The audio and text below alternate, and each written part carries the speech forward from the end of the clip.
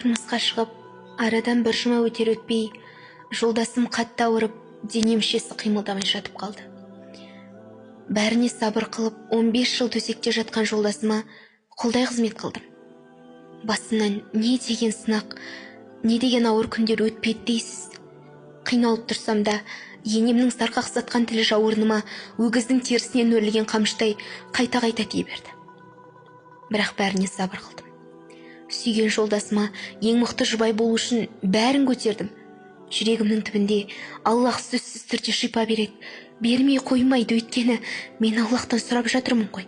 Әлі-ақ бір күн айығып орнынан тұрады деген сеніммен жүрдім. Ішімнен Аллах құдіретті, бір күні біз ойламаған тараптан жолдасыма шипа беріп, екі аяғына тұрып, ең мықты, ең бақытты күндерді өткіземіз деген үмітпен амал жасай бердім. Айтпадым ба, 15 жылдан кейін Аллах жолдасыма шипа берді. Қолдары, аяқтары қимылдап, екі аяғына тұрып жүре бастады. Ата-анасы, туыстары қуанды. Бірақ олардың ішінен ең қатты қуанғаны мен болдым. Өзімнің ойымша, аурудан айықты, бұйырса балайымызды бір жерде өткізерміз деген оймен міндет қылмай одан сайын қызметімді қыла бердім. Осы арада, ашығын айтсам, жолдасымның алдында әдемілену дегенді бір жол ұмытыппын. Тіпті өзімнің денсаулығыма да қарамаппын. Жолдасым аяғына тұрып, өзі тамақ жеп, достарымен араласып жүргеніне 2 айдай болыпты. Ол мені өзінің қызметкер секілді көріп қалған. Әрине, шалқасына жатқан күйінде 15 жыл мен оның үлкен дәретінде, кіші дәретінде тасылап, тамағын беріп, киімін жуып қызмет ететінмін.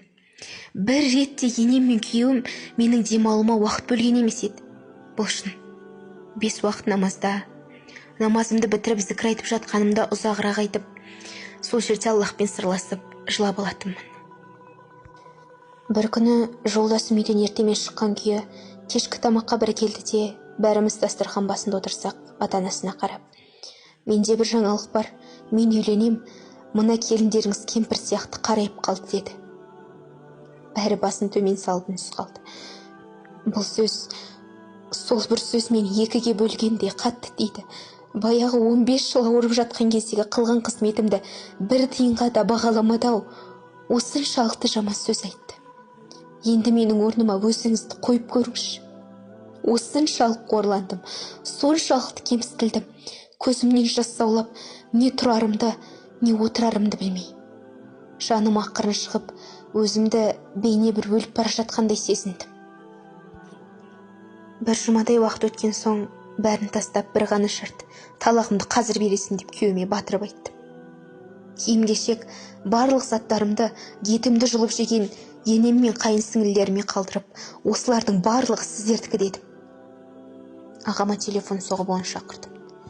Ол көлігімен келді. Мен үйден жылап шығып бара жатырғанымда, туыстарым саусағын күйеуіме кезеп: "Қор боласың сен. 15 жыл құлдай қызмет еткен келіншегінің қадіріне жетпедің. Сен басқаның да қадіріне жетпейсің, ақымақ" деп менің жылағаныма қосылып, олар да жылап қалды. Ата-анасы да бастарын төмен салып, меніменен әрең қоштасты. Дүние тар болып кетті. Ағамның көлігіне жақындап қалғанымда, көзінен аққан жас, сақалынан төмен тамшылап, алдымда бір адамның тұрғанын сездім. Ақырын ғана басымды көтеріп қарасам, алдымда біз тұрған ауылдың қадірлі имамы тұр екен. Ол: "Айналайын қызым, сабыр ет, сабыр қыл қызым. Әлемдердің Раббысы болған Алла жөнінде жақсы ойда бол. Алла сені бұдан да мықты, адамдар тамсана қарап тұрған жерге алып барып қояды" деді. Мен жаңадан тірілгендей: "Тура айтасыз, уақыт өтісімен Алла мені бақытты қылады" дедім де, ағамның көлігіне отырып жөнеліп кеттім. Ағамның үйіне келдім.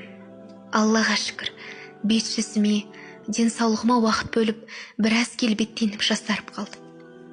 Көп уақыт өтпей, ағам маған бір жұмыс тауып берді. Шынымды айтсам, көп уақыт өтпей десем, сіздерге 1 ай, не 2 ай уақыт сезіліп жатса керек. Жоқ, 2 жыл өтті. Жақсы бір жұмысқа орналастым. Айлық табысы да жақсы, таза, хиджабыма, намазыма тыйым салмайтын жұмыста істеп жүрдім. Бір күні жұмыстағы құрбы қызым телефон шалып: "Егер мені ақыреттік досым деп санасаң, онда менің айтқанымды жасайсың" деді. "Сөзіңнің басын ашып айтсаңшы,